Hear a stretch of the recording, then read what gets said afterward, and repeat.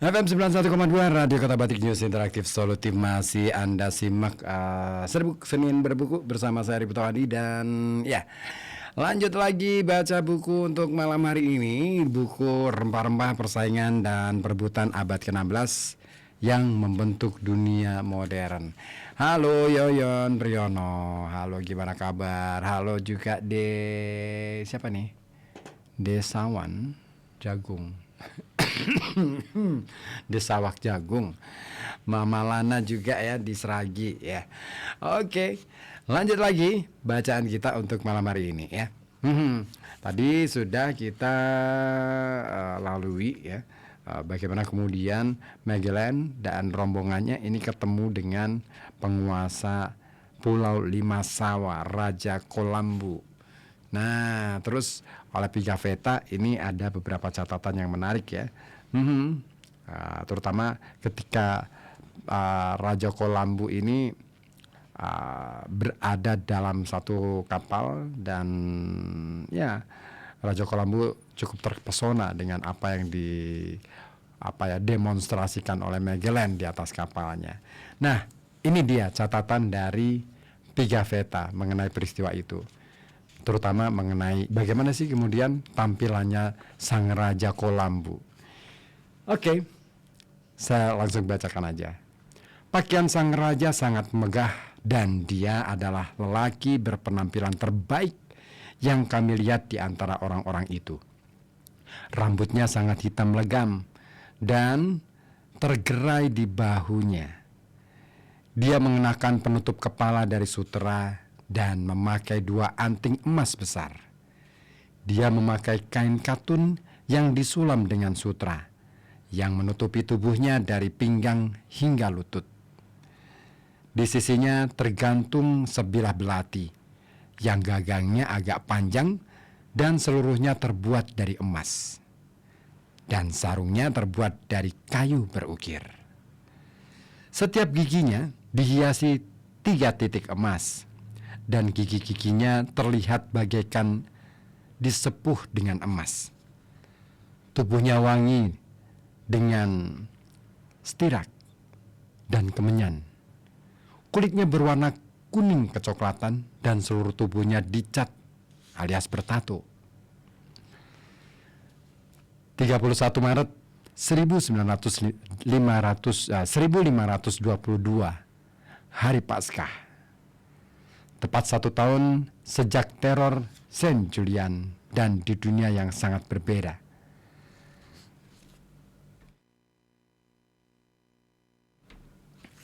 Suasana emosi meningkat. Pigafetta menghubungkan lolosnya dirinya dari cengkeraman malaikat maut baru-baru ini dengan campur tangan sang perawan suci di Limasawa. Hadirnya keberuntungan secara bertubi-tubi, akselerasi perasaan religius, betapa mudahnya penduduk pribumi untuk dibuat takjub, kemunculan mereka di surga tropis setelah siksaan di selat. Semua ini membakar semangat awak kapal dan tampaknya memberi kesan kepada Magellan bahwa apapun mungkin terjadi. Pertaruhannya telah membuahkan hasil. Dia mungkin telah menyingkirkan dari pikirannya kemungkinan San Antonio sedang dalam perjalanan kembali ke Spanyol dengan versi cerita kematian Juan de Cartagena yang berbeda darinya. Dan mungkin ada harga yang harus dibayarnya. Pada hari suci itu, dia seolah-olah tenggelam dalam semangat keagamaan. Pigafetta mencatat bagaimana ketika jam misa tiba, kami mendarat bersama sekitar 50 awak kapal tanpa zirah, tetapi membawa senjata yang lain dan mengenakan pakaian terbaik kami.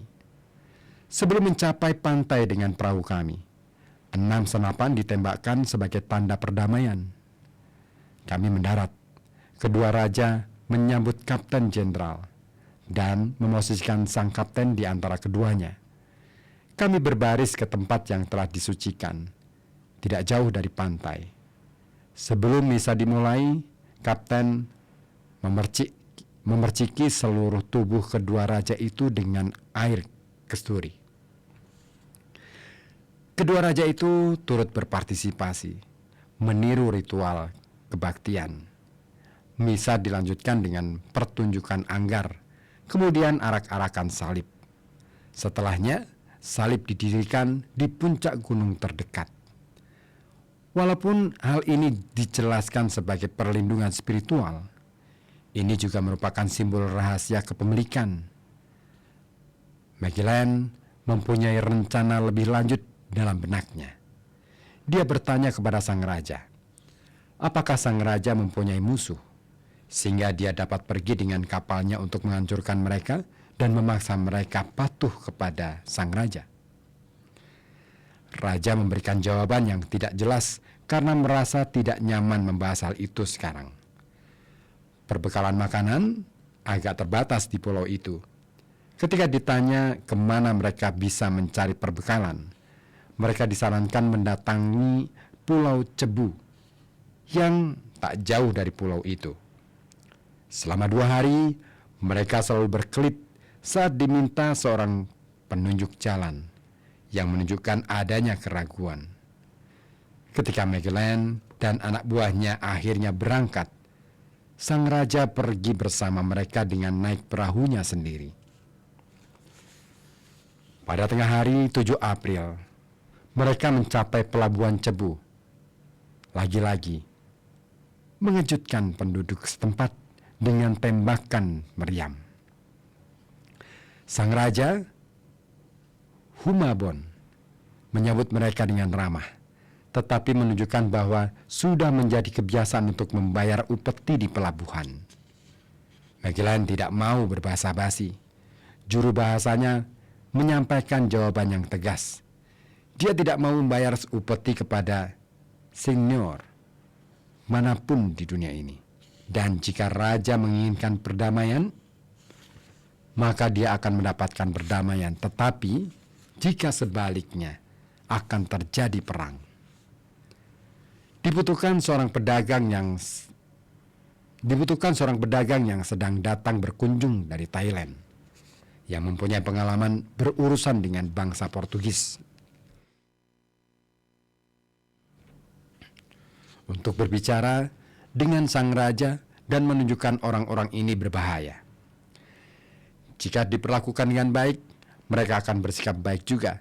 Tetapi jika diperlakukan dengan jahat, maka mereka akan menunjukkan sikap yang jahat dan lebih buruk lagi, seperti yang telah mereka lakukan terhadap Calicut dan Malacca.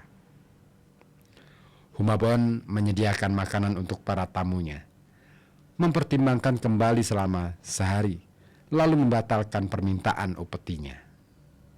Setelahnya, terjadi ritual persaudaraan yang rumit. Saling memberikan hadiah, pesta, ritual saudara-sedara, pertunjukan perang ala bangsa Spanyol. Tujuannya adalah membuat penduduk asli terkesan sekaligus mengintimidasi mereka.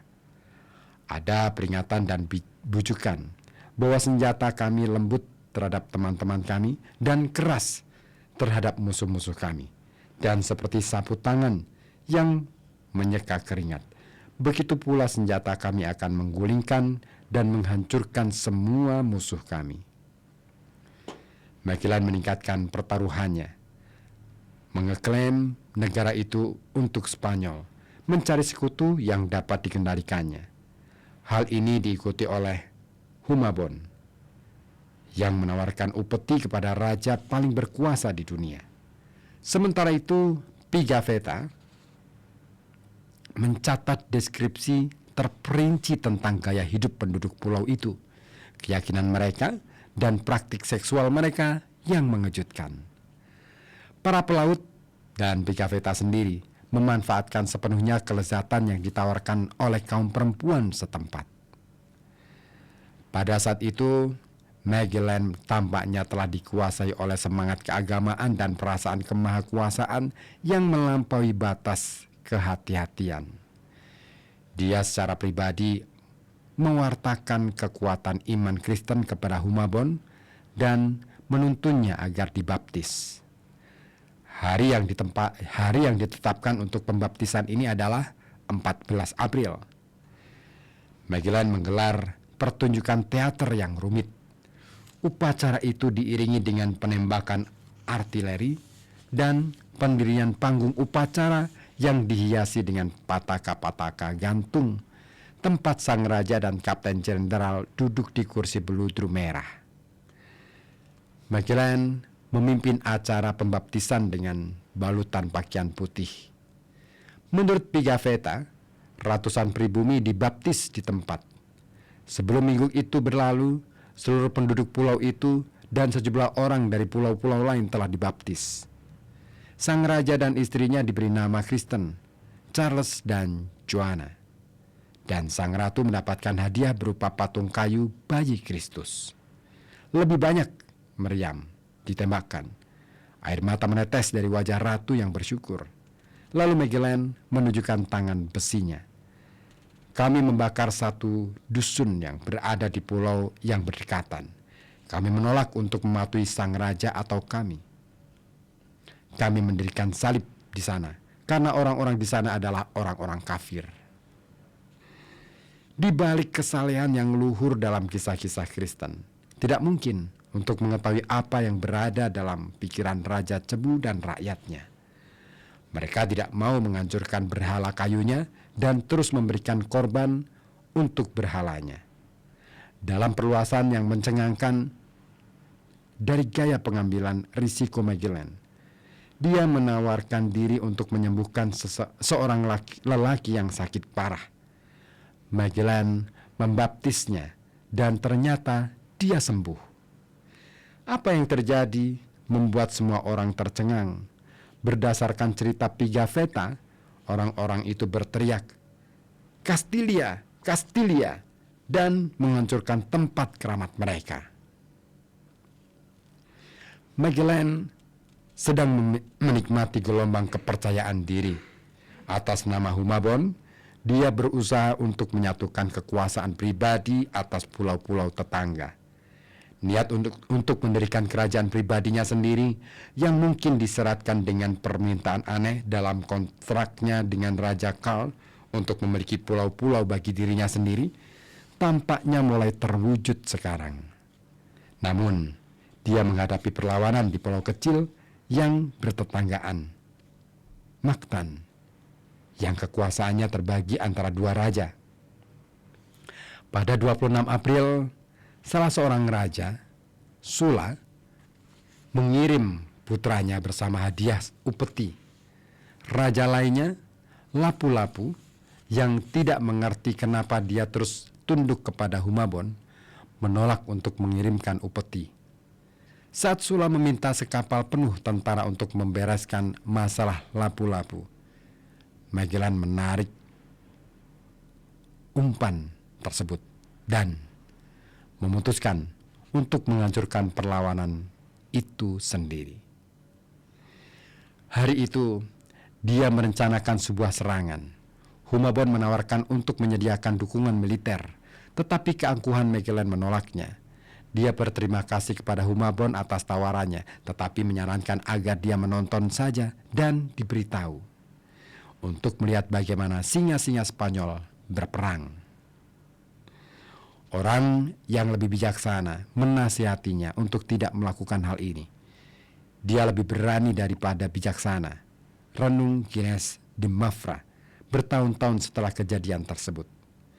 Seorang lelaki yang menanggung urusan seberat itu tidak perlu menguji kekuatannya, dan kemenangan itu tidak akan begitu berarti sementara armada yang jauh lebih penting akan dihadapkan pada risiko besar.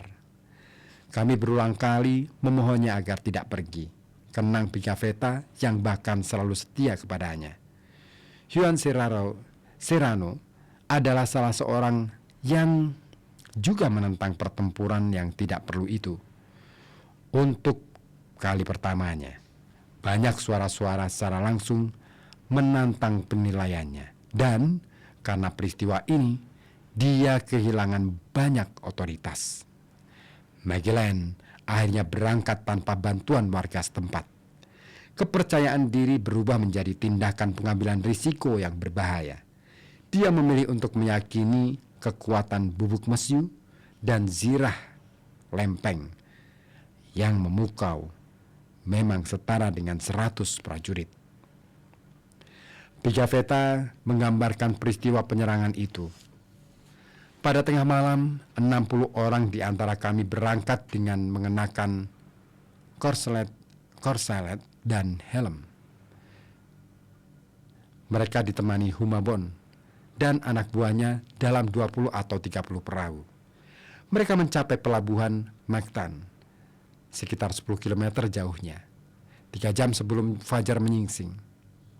Magellan langsung menunjukkan niatnya dengan mengirimkan pesan kepada lapu-lapu, tunduk pada Humabon dan membayar upeti. Jika tidak, mereka akan menyaksikan ketajaman ganjur melukai musuh. Raja lapu-lapu menjawab bahwa jika kami punya ganjur, mereka pun memiliki ganjur yang terbuat dari bambu dan pancang yang dikeraskan dengan api. Lapu-lapu memintanya untuk tidak menyerang sampai fajar tiba, saat dia memiliki lebih banyak tentara. Magellan mengabaikan ajakan terang-terangan untuk menyerang di dalam kegelapan dan jatuh di dalam ke lubang yang digali dengan cermat. Fajar akhirnya menyingsing. Air pasang sedang surut dan ketinggian air sangat rendah. Mustahil untuk membawa perahu mendekat ke pantai karena terumbu karang. Mereka terpaksa membuang sauh di kejauhan. Sebanyak 49 orang melompat ke dalam air dan mulai mengarungi air setinggi paha menuju pantai, jarak sekitar 1 kilometer. 11 orang lainnya menunggu di lepas pantai bersama dengan kapal Humabon.